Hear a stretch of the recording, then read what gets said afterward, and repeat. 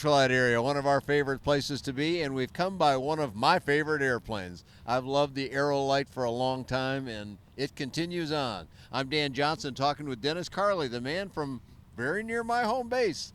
We're a long ways from home, aren't we? We sure are, yep. So Dennis, we love to look at what I call bare bones airframes because when they're all covered up, they look good, they're pretty, and people can see a lot of detail, especially on the Aerolite, but they can't see it all, so it's great you brought this one. Are people enjoying having a look at the airplane when they can see all the bits and pieces this way? Yeah, absolutely. And we've had, over the years, people say, what's inside, how's it built, what it's made out of, and this gives them the opportunity that they can come in here, they can see how it's put together, how the structure is put together, they can see the controls, they can move the controls and see how they work, so it's really been a hit here this year.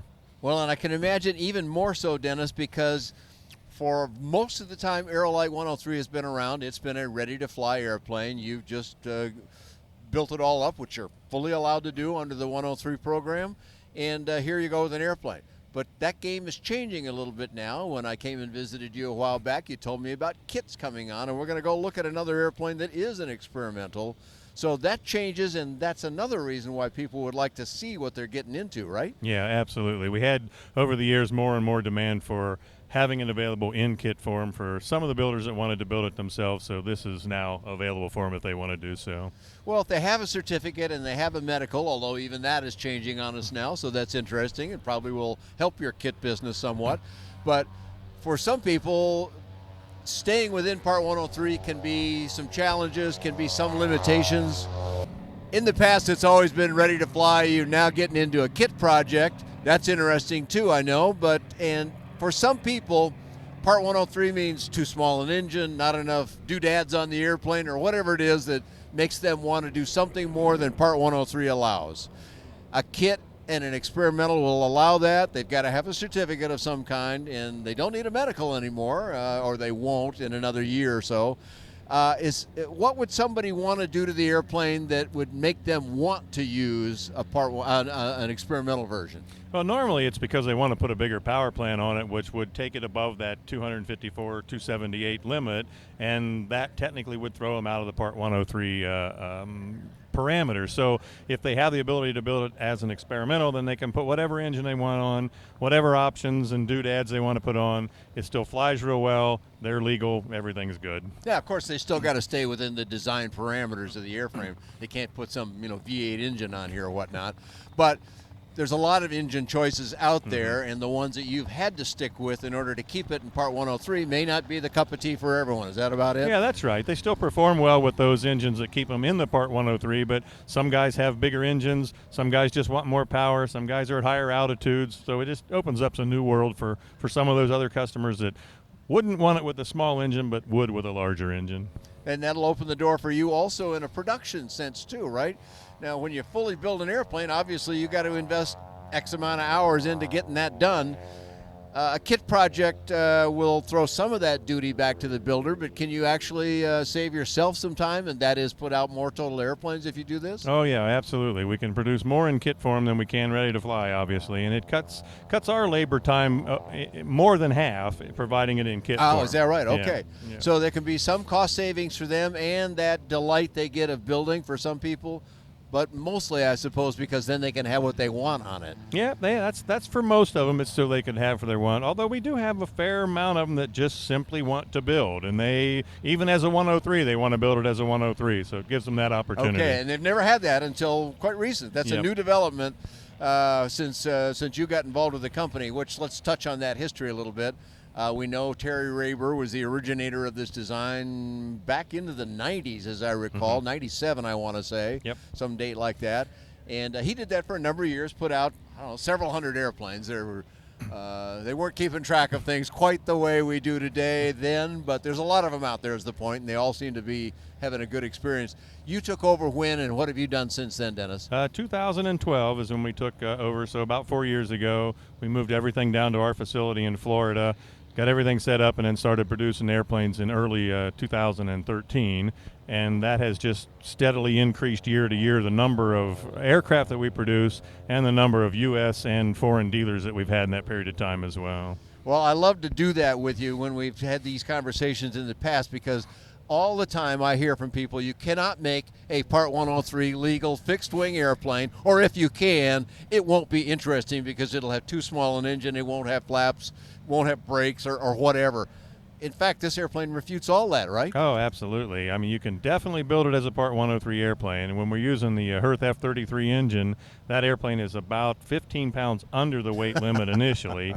And that's with those things I mentioned that people want, like flaps and brakes, right? That's correct. That's all standard. And then to address the performance part of that, I'm 220 pounds. Plane stalls at 28 miles an hour. At 40 miles an hour indicated, I climb at 600 feet per minute and cruise at 50 to 55 miles an hour. So the performance is still with there. With the 103, with the Part 103 engine on it, not correct. With some big engine. Yep, correct. Okay, great. Yep. Well, let's go over and have a look at your experimental product here and talk a little bit more about that engine mount. All right. All right, we've now come over to an airplane that looks, well, more like an airplane. The other one was just that bare bones thing, which we love, but you know, at the end of the day, you want to see it all done. So now it's all done here. What are we looking at, and how is this different than most of the other 103s that you've assembled, Dennis? Yep.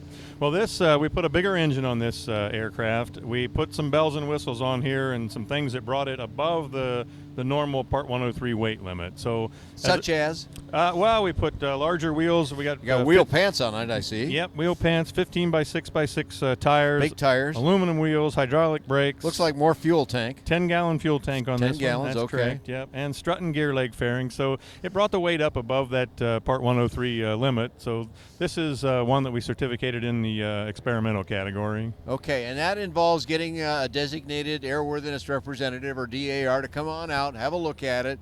You've got a list or something that he kind of reviews? How's that work? Yep, we use a checklist out of the FAA's advisory circular for certification on experimental aircraft.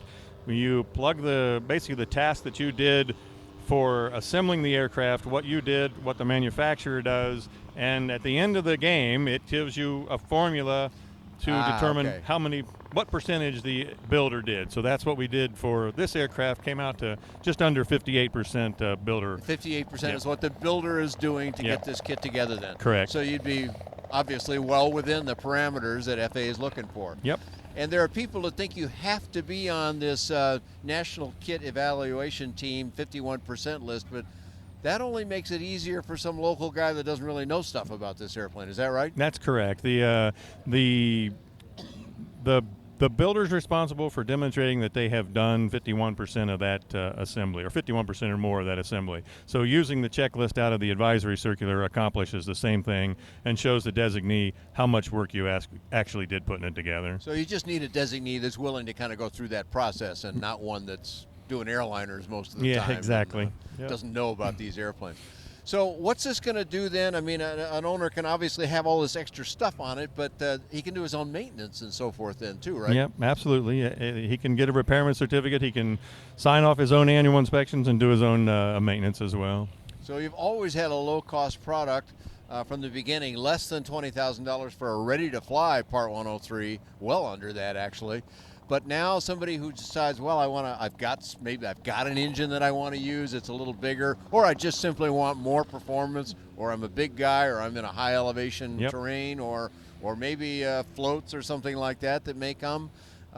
This opens the door for those kinds of individuals. Is that right? Yeah, it opens up the door for all kinds of things that an owner would want to do, or a builder would want to do, that he would be limited in the Part 103 category because of that maximum weight of the Part 103 category. Sure.